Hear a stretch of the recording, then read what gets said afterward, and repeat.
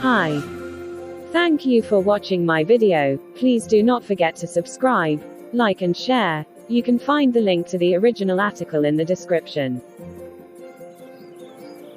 Microbes and solar energy could finally make the food on our plates sustainable. Microbes could produce 10 times more food than plants, researchers find, by Furman Coop. Population growth and changes in the world's dietary patterns are placing more and more stress on the environment. This means have to find new ways to feed the world without destroying the environment, and we have to do so sooner rather than later. For a team of researchers, a possible solution lies in microbial biomass cultivated to yield protein-rich feed and food supplements. It's the future, so as our futuristic food tech, the researchers' idea is to use electricity from solar panels and carbon dioxide from the air to create fuel for microbes. The microbes are then grown in bioreactor vats and processed into dry protein powders. The process is highly efficient in terms of land, water, and fertilizers and can be used anywhere, no matter soil and weather conditions. You basically get a lot of nutrients for little land and energy. While the technology to make it happen is already available, there's been debate about how it would compare to conventional farming in terms of yields and land use.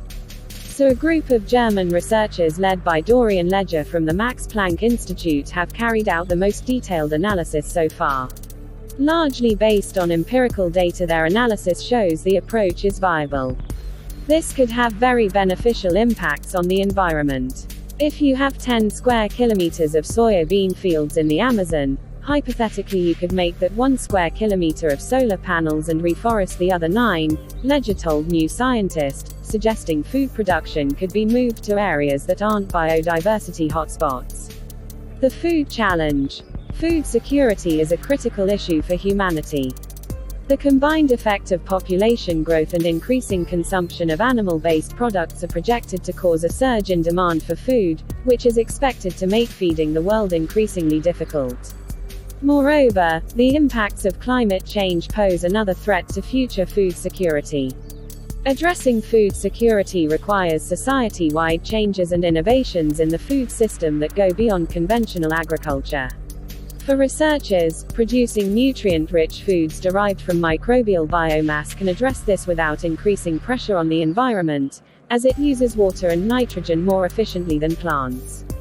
We think microbial foods are very promising and will be one of the major contributors to solving the potential food crisis. It might pick up quite quickly on the consumer side, but it's hard to say. But I do some exercise, and if I was offered a bacterial protein shake now, I would have it, Ledger told The Guardian. Companies are already producing microbial biomass derived from algae, fungi, or bacteria at commercial scale destined for animal or human consumption. The feedstock used to cultivate the microbes is typically agriculturally derived glucose or fossil-derived methane and methanol. Yet, there could be a more sustainable option with solar energy. In the study, the researchers calculated the efficiency of microbial biomass, including capturing CO2 from the air and processing the microbes into food that people could eat. They found the microbial system used just 1% of the water needed by the crops and a small fraction of the fertilizer, most of which is wasted when used in fields. They estimated that the solar microbial process could produce 15 tons of protein from each hectare a year, enough to feed 520 people. In comparison, a hectare of soya beans could produce 1.1 tons of protein, feeding 40 people. Microbial protein would cost about the same as current proteins eaten by people, but it was more expensive than current animal feeds. It provides a compelling alternative for the sustainable supply of nutrients, which can rival and outperform contemporary agriculture in many aspects, the researchers wrote.